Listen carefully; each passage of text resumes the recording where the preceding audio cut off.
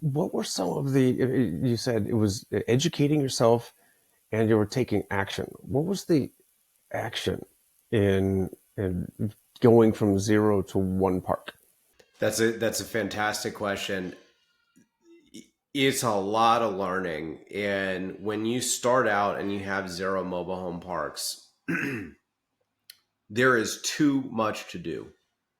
You need a network. You need to be cold calling. You need to meet brokers. You need to build out operational systems. You need investors. There are so many things you need and not enough time to do them. And I call it phase one, which is zero mobile home parks to one. Phase two being one to however many mobile home parks you have that allows you to get full time in the business. So in other words, you have enough cash flow coming in that you can quit your day job. So I bought my first mobile home park in September of 2016. So mind you, I started in July of 2015. It took 14 months. I bought my second mobile home park in January of 2017, so about 18 months later. And I got full time in June, late June of 2017 with my third mobile home park. And it was incredibly difficult that first year because I was losing money and losing time. So I was spending all of this money, and my dad thought it was a scam what I was getting involved in. My wife was like, "You're nuts. What are we doing?" Okay, I guess I have to like live with the crazy dude who lives in a trailer park, but I love him and his passion and everything, right? So I had to go through all of those things. But in terms of what did I need as a business, well, really you need three things. For any real estate asset class. First and foremost, you need a willing seller, be it an individual or a company. Somebody with an asset you want to purchase needs to be willing to sell and to sell to you.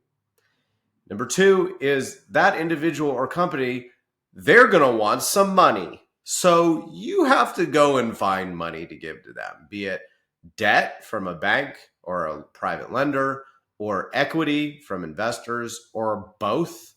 You need to be able to go out and get people to believe in you and believe in this asset.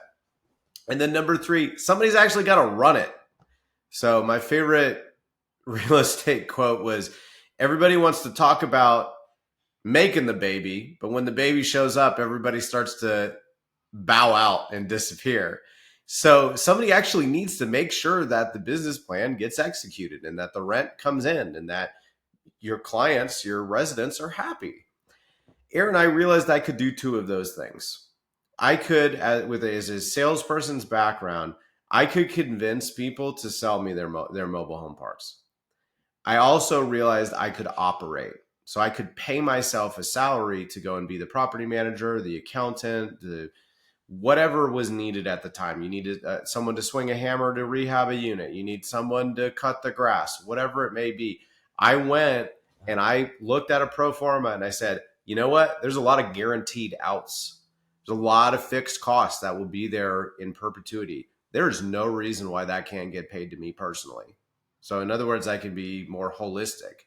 And what that would allow me to do is give me enough money coming in that I can slowly but surely build this business the right way.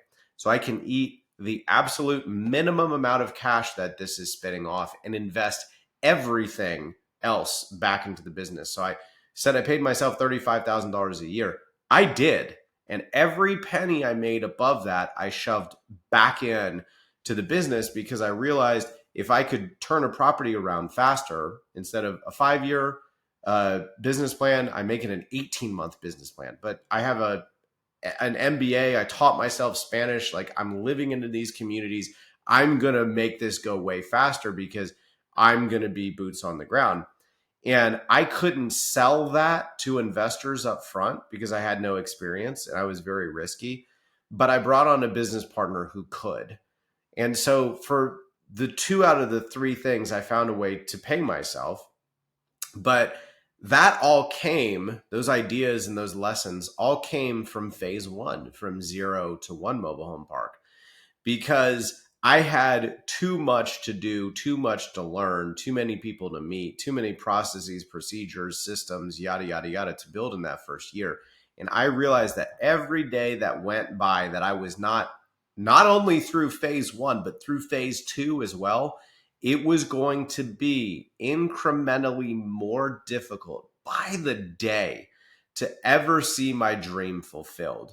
Because every day that goes by and I'm not getting paid or I'm not getting paid enough, eventually the pressure of having to pay bills, the pressure of wanting to go get promoted at work, whatever, will eventually build and break you. So a big reason why I quit and went full time is I realized if I burned the ships, I would get there.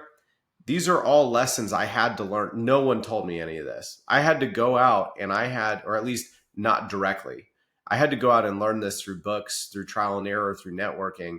So that first year, that phase one was everything. But I mean, it was probably the most important things to do were picking up the phone and going to coffee meetings and meeting people and developing mentorships and finding mobile home park owners and brokers who sold mobile home park owners, and bankers and investors and everything. So there is way too much to talk about in that first kind of phase from zero mobile home park to one. But I just want to make sure your listeners don't forget that phase two is the second hardest, right? Because it's not just about, hooray, we got one mobile home park.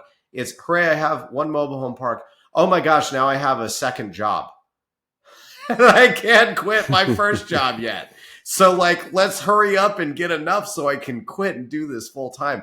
And I've seen so many people quit their mobile home park dreams in phase two, celebrating to get out of phase one, but then ultimately dying in phase two because they never make that jump to getting full time.